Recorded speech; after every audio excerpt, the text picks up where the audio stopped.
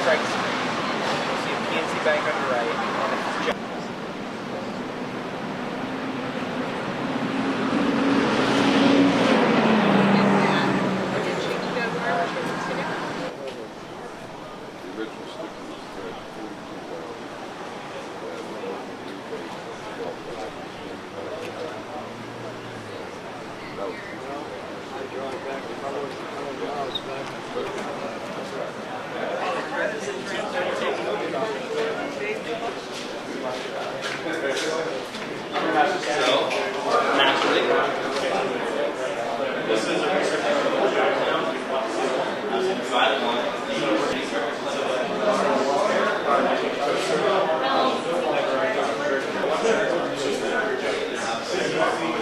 the Civic, 2005 Honda Civic that we're converting to electric power.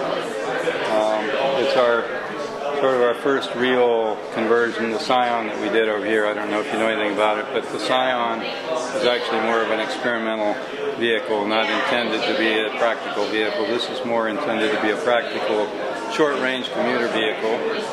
And our hope is once we get it converted that we'll develop sort of a parts kit or recipe that we can essentially give to local garages and have them carry on to do conversions on people's cars in the area. We're using lithium-ion batteries, which have much higher energy capacity than the old lead-acid batteries and even the old, somewhat newer nickel-metal hydride.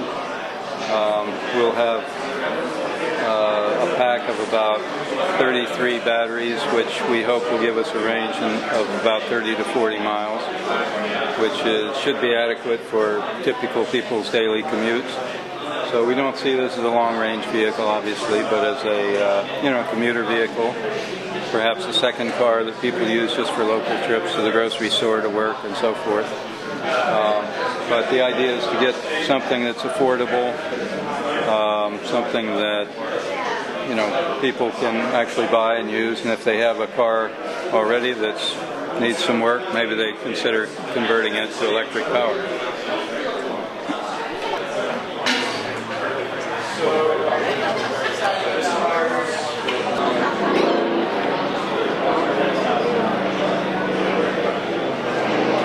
That we're going to be projecting onto the screen, or onto the screen that we're going to lower, on the garage at 9 o'clock. So thanks for coming, and feel free to hang around. If you only do one, full discharge and recharge a day, 1,000 cycles is 3 years. And then you got to buy new batteries because your batteries are depleted. The supercapacitor, when your car is eventually not worth running anymore, what do you take out of it? You take the motors out and you take the supercapacitor out, because that supercapacitor is still good to use in another vehicle. Okay, so the cleverness here is to be able to balance that energy use between the supercapacitor and the battery. You want to use the battery as little as possible, both in cycling and in how fast you move power in and out of it. Both of those things can affect your battery life. And you want to do that in a supercapacitor, but optimize that. So how do you know if you want your supercapacitor full or empty? If you know you're coming to a stop sign, you want to make sure the supercapacitor is full, or empty, so that when you regenerate, you've got all that room to grab that charge. And when you know you're about to head uphill, you want to slowly charge the supercapacitor off the battery, so when you get to that hill, you can be pulling a lot of power from the supercapacitor. Now notice I said when you get there, right? So you want to predict what the road ahead is going to be, whether it's traffic signals, traffic, or the terrain, going up and down hills. Pittsburgh's a great place to do that research, right? So the key, or the clever part, is being able to predict the road ahead. We have downloaded from the U.S. Geological Survey, actually we sent them a disk, 1.3 terabytes of all the elevation data for the whole country. So if you have a simple GPS, we can figure out what latitude, longitude is. Right? Or we get the latitude, longitude, we can figure out the elevation, and we know which way you're going from your compass on board, and so we know if the road's going to go up or down. And the previous test. What's that? And the previous test. Keep going, yes. If you go back, to be able to do that automatically for you because of that. But but we have to know what the algorithms are before we can do that. We also have to have it rigged up so the computer can control those charging modes. Okay, this car is only a year and a half old. All right, the first year was just getting it put together. But I want to hand it over to Alex to talk a little bit about different algorithms and how they may or may not work. You also get other data from the car, speed, acceleration. We know the weight of the car you're driving, the air resistance, our drag coefficient. And what we want to do is we model your car as accurately as we can. We have physicists on board helping a lot. And then with your previous trips, which include where you go and how you go, your driving style, we can do a pretty accurate prediction of what the motor is going to want over the next 10, 20, 30 seconds. So if you start driving to work, then the algorithm will say, oh, I've seen her drive this way, 5 times a week for the last month. And she drives like this, she really puts her foot down here, going to need a lot of power. Then you can start adjusting how you use that supercapacitor. Did you mention that? Supercap? Okay. That's our degree of freedom to adjust how exactly you use that to that person's driving style, to that person's commute. And with these this live smart tailoring, we can get much more efficient results than just a blanket single algorithm.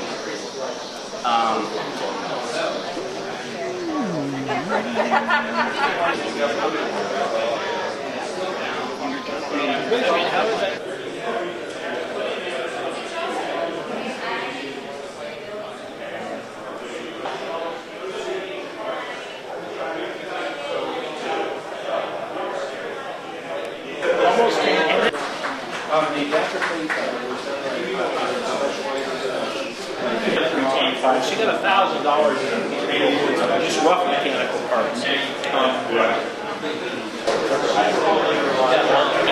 Sooner or later, but it's going to come.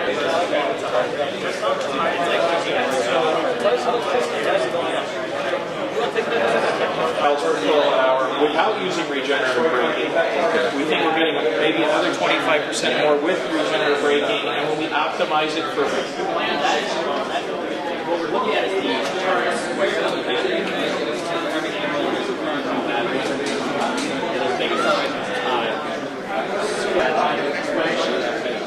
so over the same drive, I noticed there's this one thing is all these USB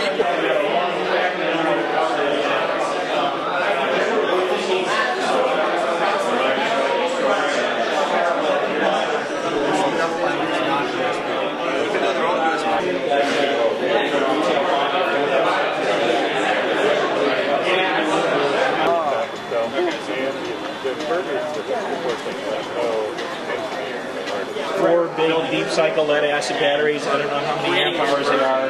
Maybe they're about 100 amp hours, 400 amp hours. It's not a big battery pack, okay? The batteries in the back room are lithium iron phosphate. They're much more expensive, but they're also they're a lot more energy per weight and per volume. This is a supercapacitor. This is 52 watt hours. Now, the difference between a supercapacitor and a battery is you can run power in and out of this very rapidly. When you do that to a battery, you wear them out. When you do very deep, very high power discharge or high power recharge, you're wearing out your batteries. You can run this at very, very high powers in and out very quickly. This supercapacitor can be cycled 1,000,000 times and still be 80% of its rated value. You're going to cycle batteries like that hundreds or thousands of times. Okay, 1,000 cycles. If you say one cycle a day, if you could do that, you're talking 3 years on the battery pack. This, you're talking 1,000,000 cycles, so you want to take the duty on the supercapacitor. The supercapacitor doesn't nearly hold as much energy as those. Okay, a very small fraction. But when you're coming to a stop sign, you can capture most of that energy in the supercapacitor. You're not trying to push it into the batteries. It ends up being sort of a surge tank. Exactly. And then when you take off, when you take off from it, you use all the power out of here first. That high current, when you're first taking off from a light or going up a hill or whatever, you try to get as much of the energy out of here. You're not wearing this out, and then the batteries take over for the cruise. So do they have these in like a Prius or no? No. They just use batteries? They just use batteries. And what we're saying is by combining inexpensive batteries with a supercapacitor, can we make this compound system work far more efficiently? Because you don't get as much efficiency out of a battery when you're taking power out very quickly or trying to push it back in. You can take it in and out of here very quickly. You're not losing it. It's not heating up. It's complementary system. Exactly. And the question is, how much is one of those things cost? this is about $1,600. Okay. It'll take this vehicle from 0 to 20, 0 to 25. Okay, and again when you're braking. So when you're doing stop and go, on side streets, that's just about right to get you going. And when you regenerate into it. About 7 seconds worth of acceleration. And if you clock yourself driving around, you'll. Well, with 7 seconds, a lot of people say, oh, this car takes so many seconds to get to 60. What will 7 seconds get you to in this car? About 20 or 25. Okay. Okay, we're not going to put this on a drag strip. Now they have made, there's a company in Canada called Tavrima that made a dragster with these big supercapacitors they make, and they filled it in there, okay? Yeah. Go on their website and see how it works. That's a lot of energy you dump all at once. Tavrima. Tavrima. And they have some stuff in buses and bigger vehicles, and they're a very interesting company, and their website hasn't changed since I've been looking at it for a number of years. So I don't know how active they are. There's a lot of companies out there doing different things. This is made by Maxwell, and it's a current product. You can buy it from electronics catalogs today. How much does one that size weigh? That's pretty light. It's about half the weight of an equivalent size battery. Okay. It's not very heavy. Now, if Maxwell sells those, what are those traditionally used in that they were first introduced to use for? Okay, in this size, they use them for a couple things. One is central battery at the telephone company. Telephone company used to have all these lead-acid batteries, all right? So, and when the power went off, they're running their DC off the batteries. So they use them in that. They use them for uninterruptible power systems that have to be very highly reliable, where you don't want to do maintenance on the battery. I've heard of supercapacitors being used in forklift trucks. The early ones were developed in Russia for up in Siberia, where it's very cold, and chemical batteries do not work very well at 40 below, but supercapacitors can. So they use them for starting big diesel engines, for starting cranes and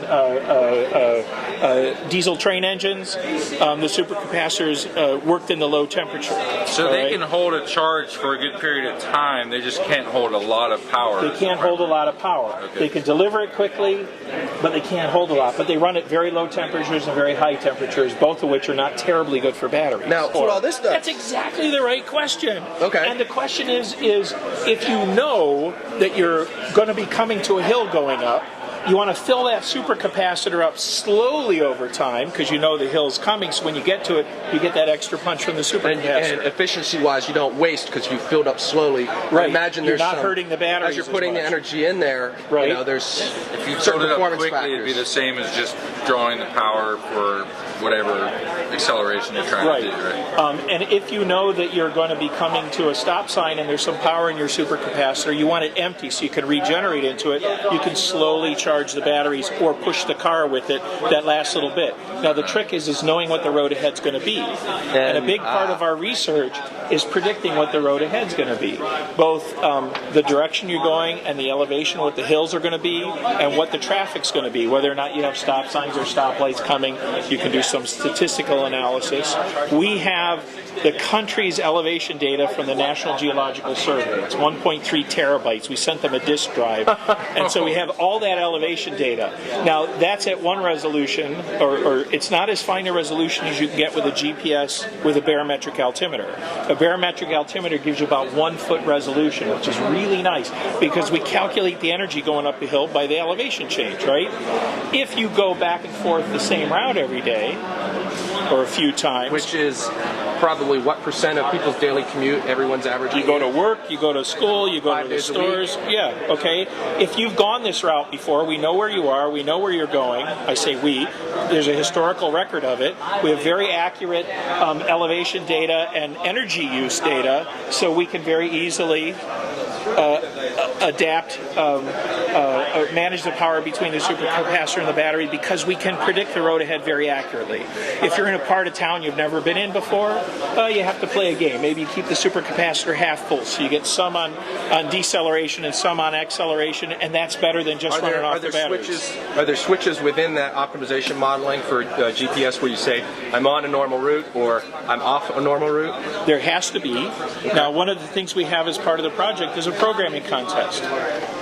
We can come up with algorithms to do that, but anybody could do that. So we made it open source. Anybody can write algorithms. We have commute data that people really drive and send us their GPS data from around the country. We have some from around the world. All right? And part of the contest is you come up with an algorithm that automatically makes these decisions. We'll hand you a load of commute data. We'll hand it to all the contestants. They run it through their software and see what kind of performance they get. All right? And then after some period of time, I can't tell you in detail how the contest works. Alex over here can. Okay. He helped set that up. But the idea is we have lots and lots of people then that can contribute to coming up with an optimal solution. And there's prizes, and it's worth doing, and it's a good thing to do anyway. So, and there's another question I had. And he's always adjusting his driving. He's got a little computer on board that's telling him how much current's going in and out, and he's trying to drive very optimally. Is that car? It's that kind of car. Okay. This is in the Honda Civic, which is the next conversion, which is where the radiator was. You'll see it's a lot less stuff. Okay. So this is big and open for a variety of reasons. Mostly, we have this sensor board here. All these cables are for temperature, voltage, current, in all kinds of places on the car, which will do that less and less as time goes by. You know, as we know, but we have to learn these things. There's a lot of off-the-shelf components that are inexpensive here because we didn't have a lot of funding, so we had to do it the cheapest way, not the most elegant. So those are the trade-offs. Can you package it down smaller? Absolutely. So we ended up with a car with we can re-gear it to go faster, but it won't have as much oomph starting off going uphill. And our lab used to be down in the basement of Noel Simon Hall, so anytime we took the car out, the first thing we had to do was go up a big steep hill. We wanted to do that First reliably. challenge. Yeah. People were here to see Gasland that was here, last week, I guess. Yeah. Okay, well,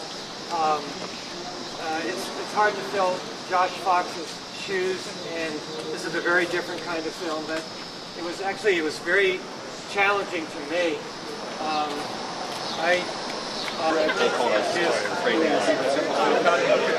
But when we started this, I was told to minimize ISO.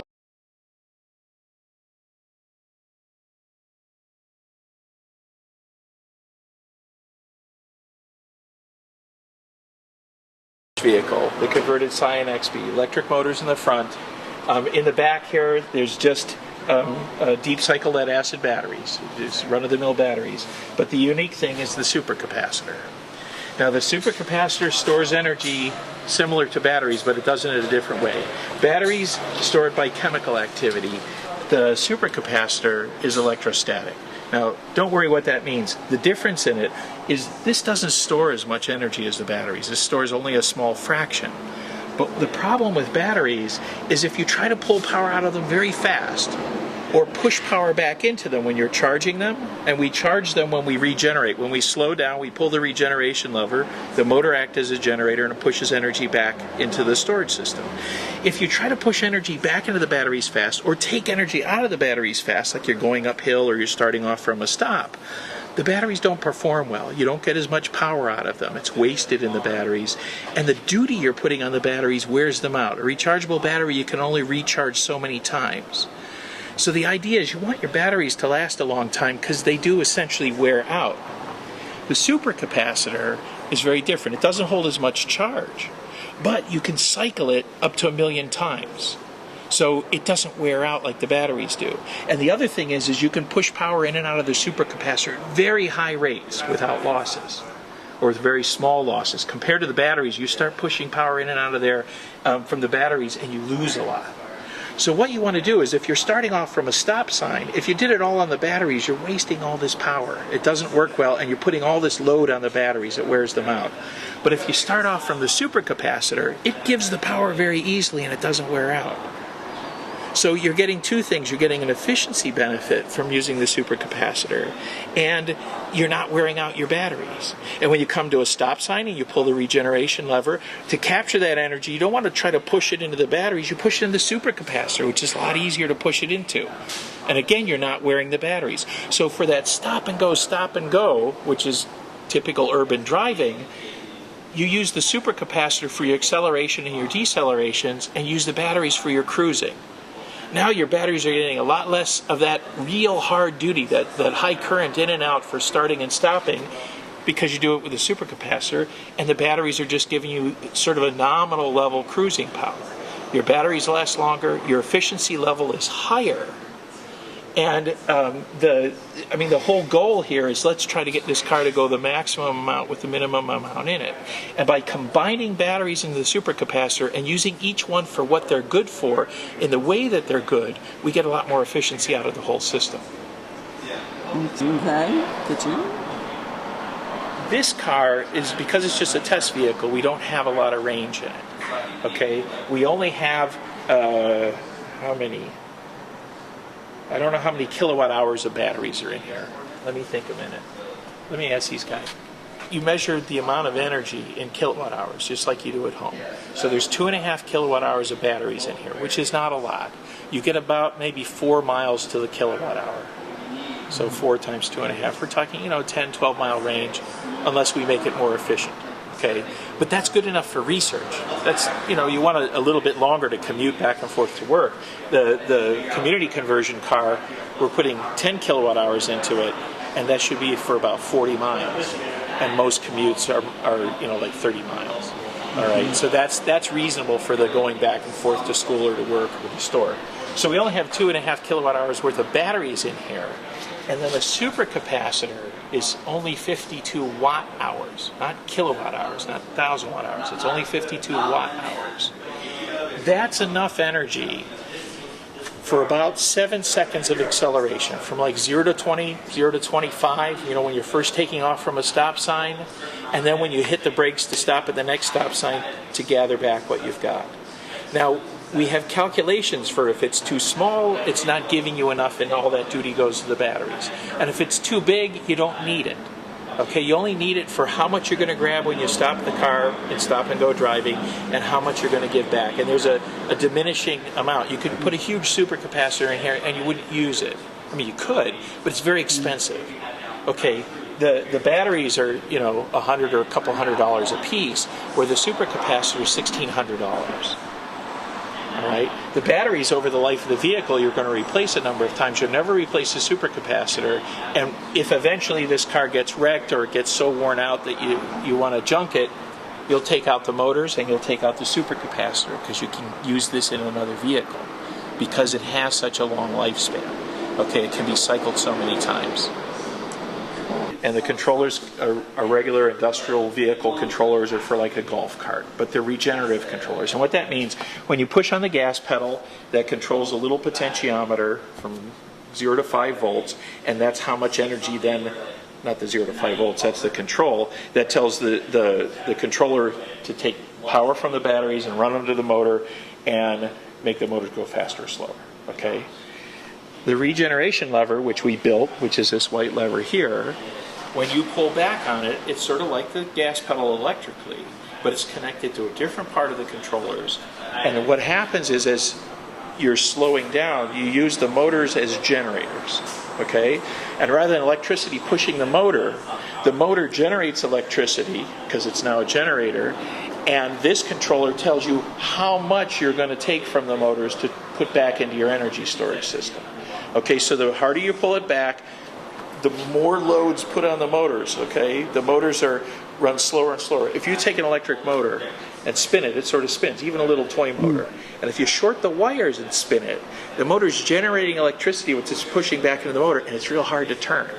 Your motor's a generator then, and that shows you that, it takes energy to push the electricity around, okay? So when you use the motors as generators, they slow the car down because you're taking energy out of the whole, you're moving along, you have all this kinetic energy, you pull the regen lever, and the motors then are being used as generators. They slow the car down, and all that energy you're getting, you don't get it all back. You only get some of it back. But the energy that you're getting back, you can then put back into your storage system and use it again. That's why you regenerate. Okay? You're not just generating power, you're regenerating the energy that you just spent pushing the car. So you take power out of the batteries and push the car, and you regenerate using the motors as generators to get some of that the energy back. And you get to reuse it. That's one of the biggest parts of efficiency improvement, is you reuse that energy rather than the alternative. You hit your brake pedals, and we left the brake system here intact. And what happens to your brakes? Your brakes press on the brake disc, and it slows the car down, and it heats up and it wears off material, and your brakes wear out. And that's where you waste all the energy, because it turns into heat and breaking down your brake pads. So rather than wasting the energy in the brakes, you recover that energy, not perfectly efficiently, but to a degree, 20%, 30% on a good day, maybe. That's what we're calculating. Okay, we're finding out how much. Some people say, the canonical, you only get 8 to 12% on regen. It's like, that's not what we calculated. And in doing our research, we're finding the numbers are substantially higher and closer to what we calculated. That's going to be the interesting paper when we have it all written up, how much we really get. Now, we can calculate all you want. We're at a university. But until you put it into a car and drive the car around, and we have a circuit we drive the car around and a way that we drive it, to make sure that our algorithms are running on here. When we really drive the car around, then we have real-world data of a car driving around and how much energy efficiency we get, both by using regenerative braking. Those are good numbers for people to find out, and by using our compound energy storage system with the sort of traditional batteries and the supercapacitor. Okay, now you can buy much more expensive batteries that can take charge faster and give charge faster, but they cost a lot of money.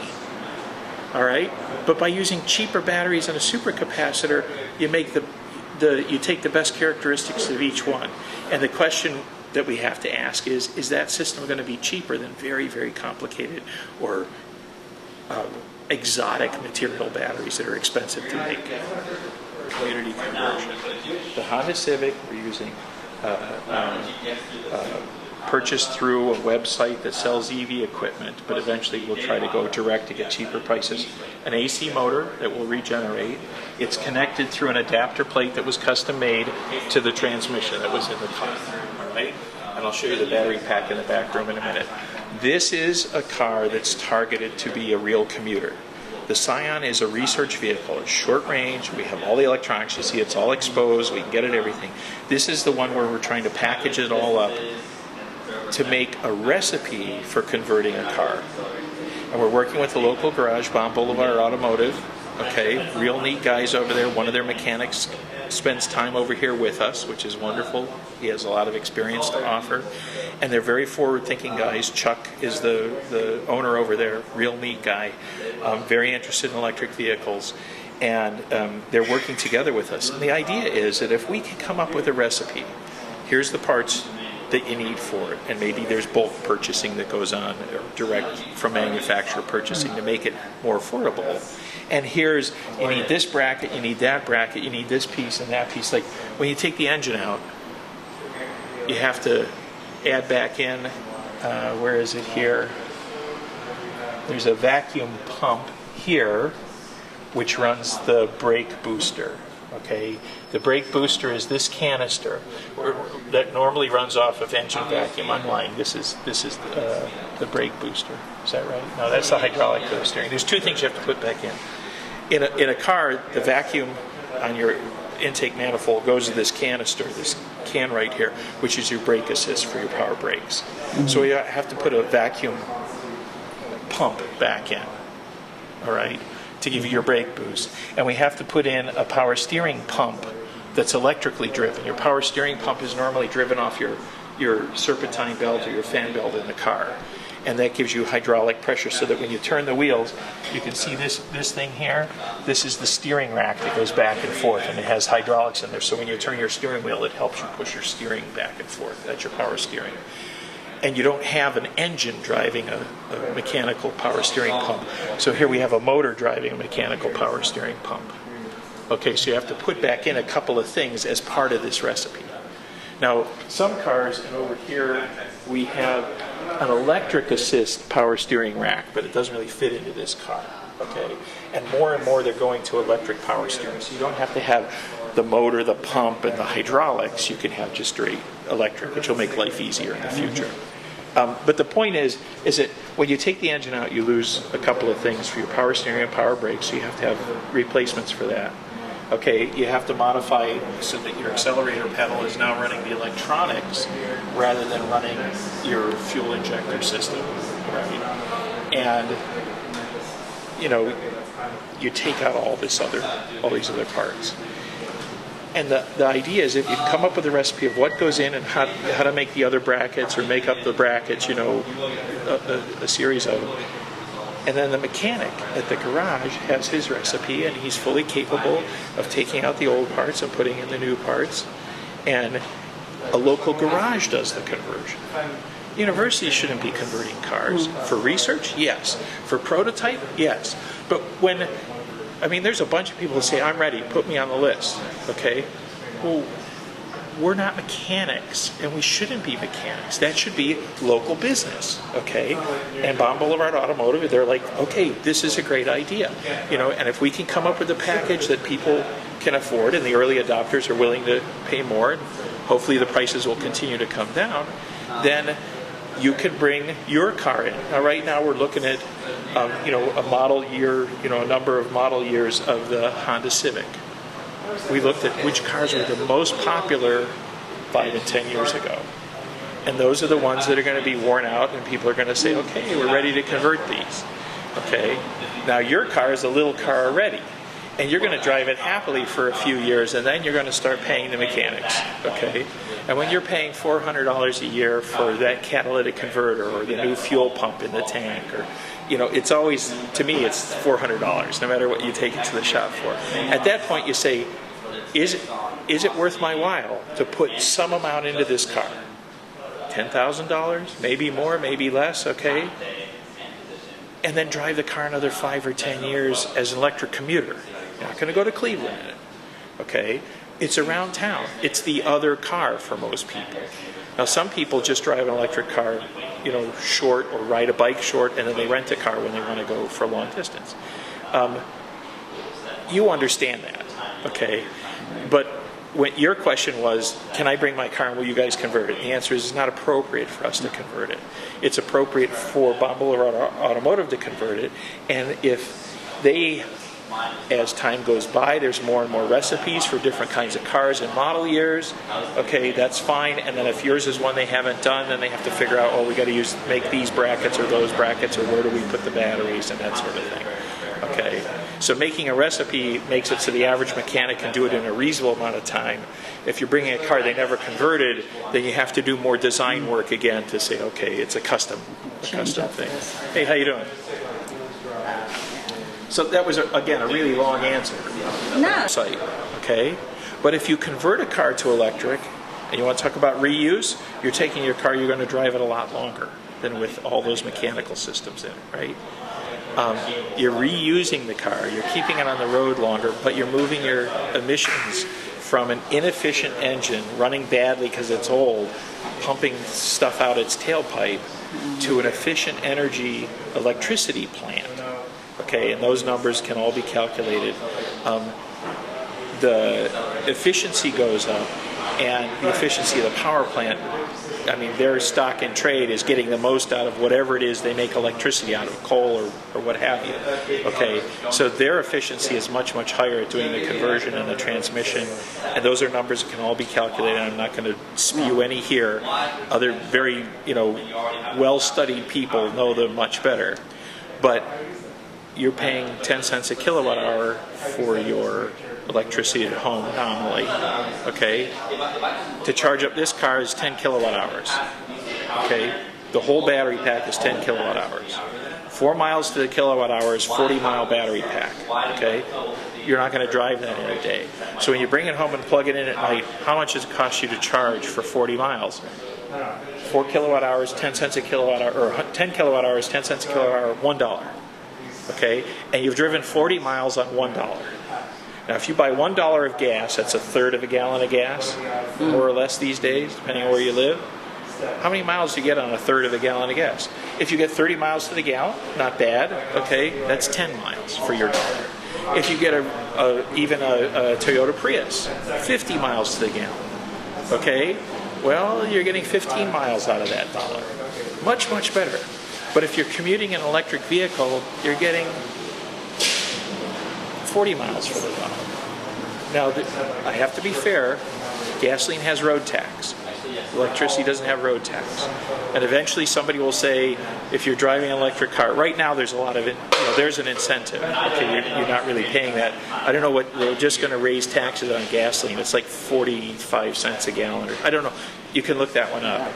But that's 45 cents a gallon. How are they going to regulate the electricity you're using to charge a car? It's almost not worth it.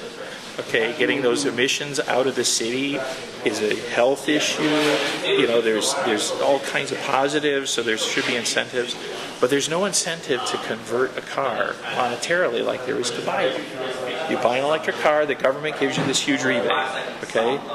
Well, you're an average person, and you bring your car in, the mechanic says it costs $12,000 to convert. Can you afford that? Does it make sense? You go buy a cheap car for almost that, right? But if the government says we'll give you $2,000 or $4,000 to do that conversion, and you'll be driving an electric car and having all these community benefits, well, now all of a sudden it may be within your reach. And if we can get that price down, and I'm not telling you what the price is. I'm just sort of throwing out ballparks we're hoping for. But if we can get that price down because of efficiencies of purchasing and getting the mechanic's time shorter, the mechanic's got to get paid to do the conversion, then it becomes more and more affordable, and all of a sudden now you say, sure, for that price, you bet. It makes sense to me when I look at what I'm saving in fuel cost, bopping back and forth in the city.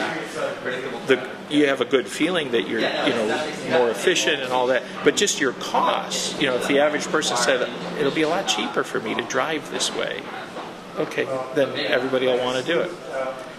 So there's benefits then.